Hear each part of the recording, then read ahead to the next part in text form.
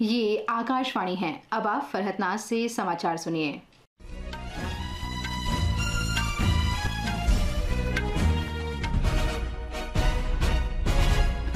राजस्थान में कल होने वाले विधानसभा चुनाव की मतदान की सभी तैयारियां पूरी कर ली गई हैं। विधानसभा की 199 सीटों पर कल वोट डाले जाएंगे। 200 सदस्यों वाली राज्य विधानसभा की एक सीट पर उम्मीदवार की मृत्यु के कारण चुनाव स्थगित कर दिया गया है। 5 करोड़ 26 लाख से अधिक मतदाताओं के लिए कुल 51,507 मतदान केंद्र बनाए गए हैं।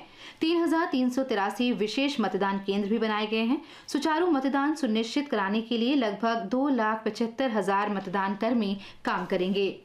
तेलंगाना में विधानसभा चुनाव प्रचार के लिए केवल 5 दिन शेष हैं। भारतीय जनता पार्टी, कांग्रेस और वाम दलों सहित प्रमुख दलों के शीर्ष नेता दूर दराज क्षेत्रों में प्रचार के लिए पहुंच रहे हैं, जबकि उम्मीदवार अपने निर्वाचन क्षेत्रों में घर घर जाकर प्रचार में जुटे हैं।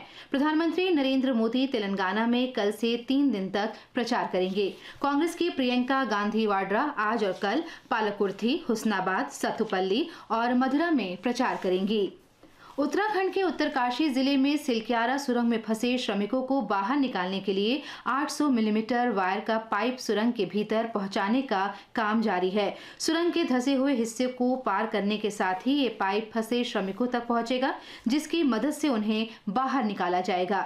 भारत सरकार के पूर्व सलाहकार भास्कर खुलबे ने बताया कि जल्द ही ऑगर मशीन से ड्रिलिंग की प्रक्रिया शुरू की जाएगी। उन्होंने कहा कि अगले 5 मीटर तक सुरंग में किसी भी तरह का धातु अवरोध नहीं है।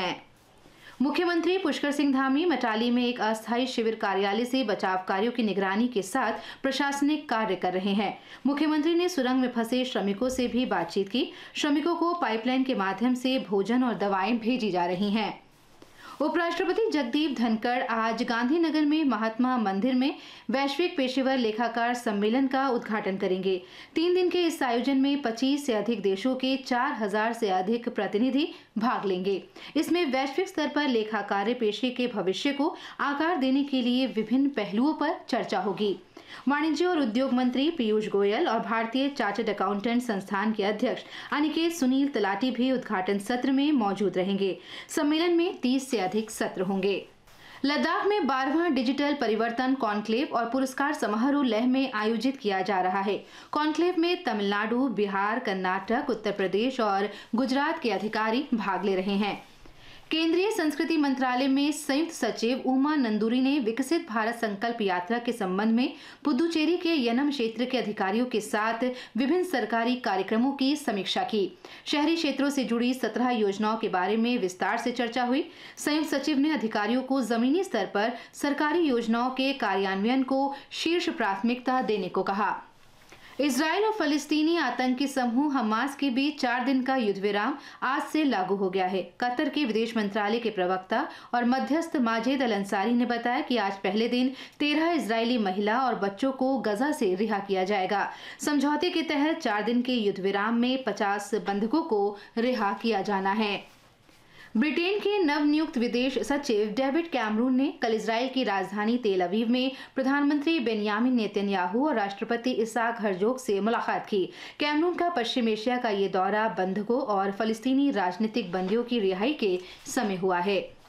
अफगानिस्तान दूतावास ने नई दिल्ली में अपने राजनयिक मिशन को स्थायी रूप से बंद करने की घोषणा की है। एक बयान में दूतावास ने दृढ़ विश्वास व्यक्त किया कि मिशन को बंद करने और मिशन के संरक्षण अधिकार को मेजबान देश को हस्तांतरित करने का निर्णय अफगानिस्तान के सर्वोत्तम हित में है।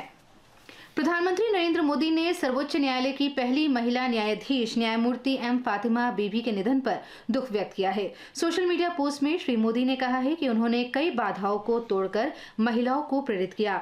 एम फातिमा बीबी का कल केरल के कोल्लम के निजी अस्पताल में निधन हो गया। वे 96 वर्ष की थीं। आज शहीदी दिवस है। सिखों के 9वें गुरु तेग बहादुर मुगलों के अत्याचार के विरुद्ध खड़े हुए। आज ही के दिन 1675 में औरंगजेब के आदेश पर उनकी हत्या कर दी गई थी। 54वां भारतीय अंतर्राष्ट्रीय फिल्म महोत्सव FFI गोवा में रिस्टोर्ड क्लासिक्स खंड के अंतर्गत 7 भारतीय फिल्मों का प्रदर्शन किया जा रहा है। इनमें 3 प्रतिष्ठित बॉलीवुड फिल्में शामिल की गई हैं। इसके साथ ही ये समाचार बुलेटिन समाप्त हुआ।